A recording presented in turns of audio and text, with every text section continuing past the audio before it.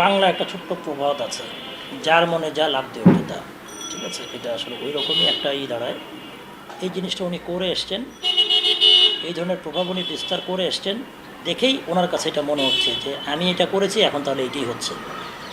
তাহলে তার মনে এটা আসার কথা না।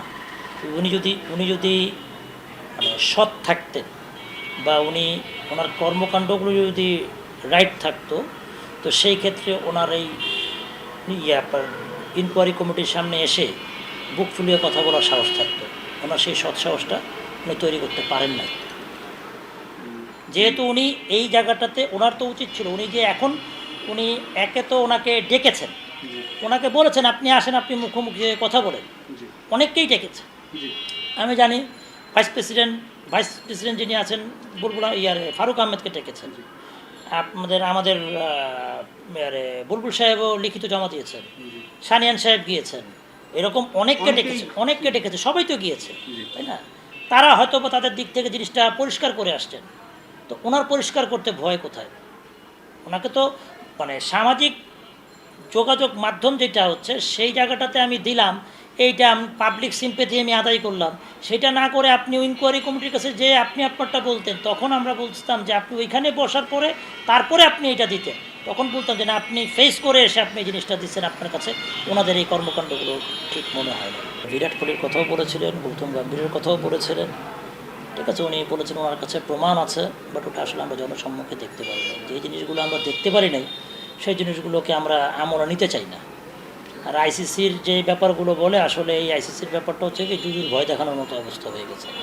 আসলে আইসিসিরও তো নিয়ম একটা আছে। আইসিসি তো আর ওই যে আমরা লবিংয়ের তো কিছু নয়। আইসিসির তো নিয়মতান্ত্রিকভাবে আইসিসিকে ওটা করতে হবে। আইসিসি তো নিয়মের বাইরে যেয়ে কোনো কাজ করবে না। আইসিসি যদি নিয়মের মধ্যে থেকে দেখে যে না এইটা ঠিক হচ্ছে না, এইটা ঠিক, তো আইসিসি ওই কাজটাই কিন্তু করবে।